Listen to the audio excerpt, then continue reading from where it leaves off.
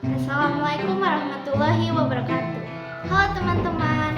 Nah, di bulan April ini Najla ditantang untuk membuat atau membaca dari buku yang udah Najla baca. Nah, ini buku yang udah Najla baca. Kalian semua pasti udah tahu buku Ken Arok. Buku Ken Arok ini dituliskan oleh Tira Ikra Negara dan diterbitkan oleh Serbajaya. Nah, kalian mau lihat nggak hasil rangkuman dari buku yang udah Najla baca? Nah, ini hasil rangkuman dari buku Ken Arok. Bagus nggak? Nah, ayo kita lanjut ke ceritanya. Simak ya teman-teman. Ken Arok dan Ken Dedes. Ken Arok adalah seorang gadis desa. Kedua orang tuanya hanya seorang petani kecil. Walaupun seorang gadis desa, wajah Ken Arok lumayan bila dibandingkan dengan gadis-gadis lainnya di desanya.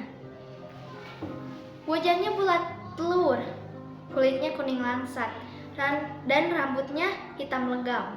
Banyak pemuda yang menaksirnya, dan bahkan banyak pula para bangsawan yang menginginkan gadis itu untuk menjadi selir atau gundiknya. Seorang laki-laki yang beruntung mendapatkan gadis itu, ia pemuda yang bernama Gajah Para. Gajah Para ini adalah seorang petani. Sawah dan ladangnya tidak begitu luas, namun cukup untuk menghidupi Ken Arok dan keluarganya. Suatu hari Ken Endok sedang berjalan menuju ke Gajah Para yang sedang bekerja di sawah. Mendadak, dua orang beringas menghadang langkahnya. Satu bertubuh kurus dan satu lagi bertubuh gendut.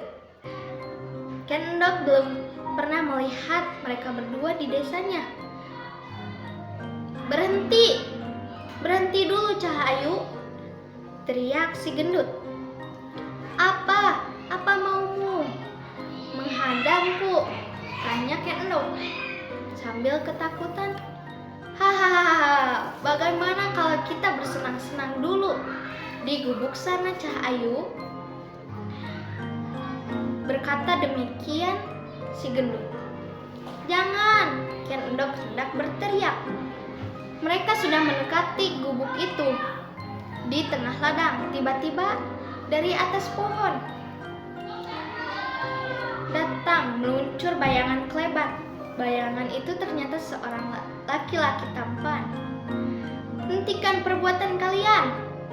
tegur lelaki itu. "Hei, siapa kau? Menyingkirlah!" teriak si gendut. "Aku Dewa Brahma yang baru turun dari kayangan," kata lelaki itu dengan anggun. "Hahaha, mana ada Dewa Brahma turun di siang bolong gini. Sudahlah, jangan ganggu kami. Kami mau bersenang-senang dengan gadis ini." Laki-laki itu semakin maju. Tiba-tiba kaki kanannya sudah bersandar di perut si gendut, dan sementara tangan kanannya sudah menelempeng wajah si kurus. Luar biasa, kini Ken Arok telah bebas. Gadis itu terheran-heran. "Sudah, cepat, kalian pergi dari tempat ini. Kalian pergi dari tempat ini," bentaknya. Si kurus dan si gendut terhuyung-huyung meninggalkan tempat itu. Dewa Brahma menatap lekat-lekat wajah Ken Arok dan sepasang dua matanya gadis itu. Ken Endok merasa jengah. Pipinya berwarna merah. Dua manusia yang tengah dimabuk asmara di gubuk itu. Malam harinya, pikiran Ken Arok melayang ke angkasa. Selang 3 hari setelah peristiwa itu, si Dewa Brahma kembali. Kali ini wanita itu dibawa pergi, naik kuda menuju suatu tempat yang tak tahu Kendok ketahui. Ini adalah tempatku.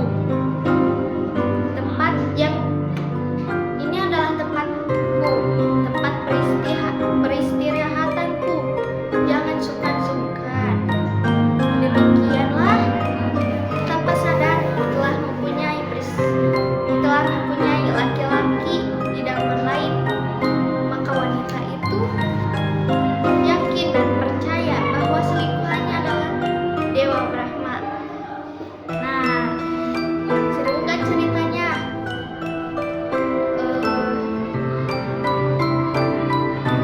Apakah kalian pernah merasakan dibabuk cinta? Atau kalian pernah diselingkuhi atau diselingkuhi pacar kalian atau pasangan kalian? Nah, jadi pesan dari buku Ken Arok ini adalah kita boleh mencari kebahagiaan kita di diri orang lain, tetapi kita pun juga harus menjaga atau kita harus menghargai hati orang lain, dan kita juga harus menjaga hati orang lain jika kita ingin dihargai oleh orang lain. Nah, terima kasih karena kalian udah